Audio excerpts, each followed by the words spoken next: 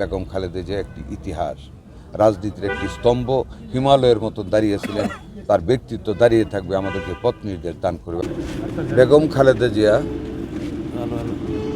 একটি জনতার সমুদ্রে রূপান্তরিত হয়েছেন।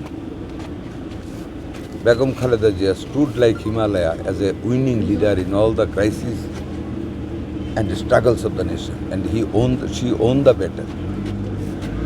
তার জীবনে সাময়িক কষ্ট গিয়েছে, কিন্তু আল্লাহ তাআলা তাকে সবসময় বিজয়ের মালা তার গলায় পরিয়ে দিয়েছে।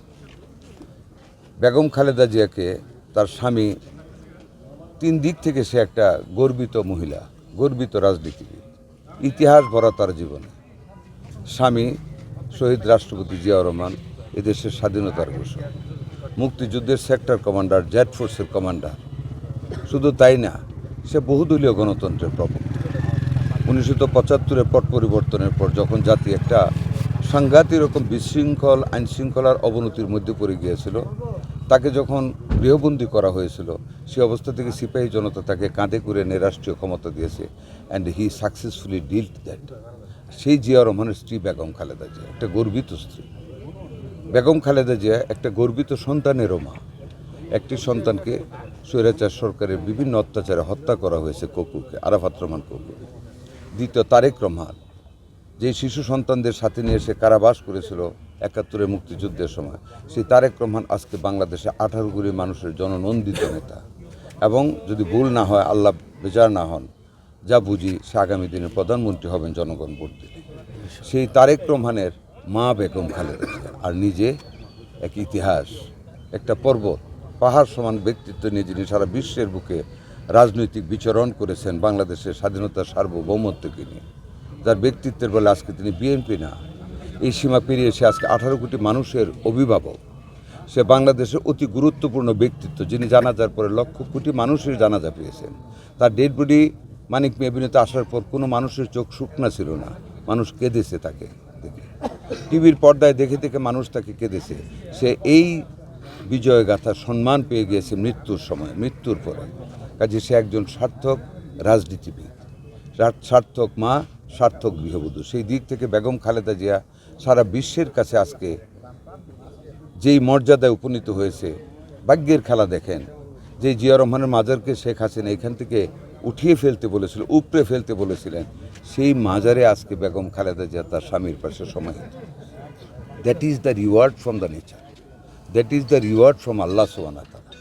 কাজে বেগম খালেদা জিয়ার মাপ, তার ব্যক্তিত্ব, তার প্রশংসা আমার মতন একজন ক্ষুদ্র রাজনীতিবিদের ভাষায় আমি প্রকাশ করতে পারবো বলে জানি। শুধু এটুকু বলবো, সে একজন মহীয়সী নারী, সে অনেক গুণে গুণান্বিত, সে একটা মা, মাতৃত্বের রিয়েল গুণ তার মধ্যে ছিল। আর না হয় যেই শঙ্কা আওয়ামী লীগের সাধারণ সম্পাদক করেছিল যে শেখ হাসিনা পতন হলে লক্ষ লক্ষ আওয়ামী লীগের মানুষের লাশ পড়বে, আদৌ কি হয়েছে?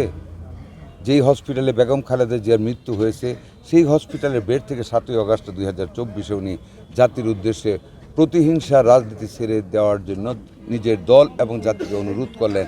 এই একটি ডাকে সারা বাংলাদেশ শান্তিতে রূপান্তরিত হলো। আমরা পুলিশ ছাড়া, আর্মি ছাড়া দেশে শান্তি বজায় রাখলাম। বেগম খালেদা জিয়া সেই মা, যিনি আর রক্তপাত বাংলার জমিনে দেখতে পান না, যদিও নিজে দেখেছেন তার সন্তানকে যখন কতভাবে অত্যাচার করেছে।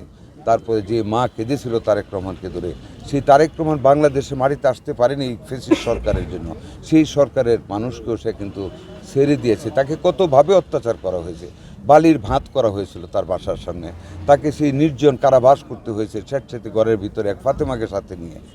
সেইখানে তাকে কোনো চিকিৎসা দিতে দেওয়া হয় নাই, ডাক্তাররা বিদেশে নিতে বললেও তাকে সে সুযোগ দেওয়া হয় না। যার রোষানলে সে পড়েছে, এই দায় শেখ হাসিনা এড়াতে পারে না। তারপরও বেগম খালেদা জিয়ার মাতৃত্বের গুণ তাদেরকে রক্ষা করেছে, দেশকে একটা সংঘাত থেকে তিনি রক্ষা করেছেন। তাই আজকে তিনি জাতির অভিভাবক।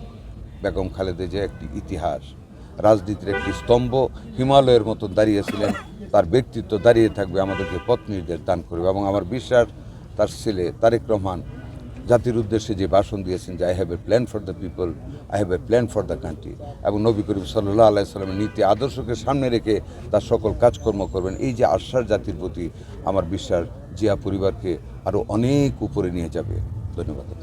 একটা প্রশ্ন।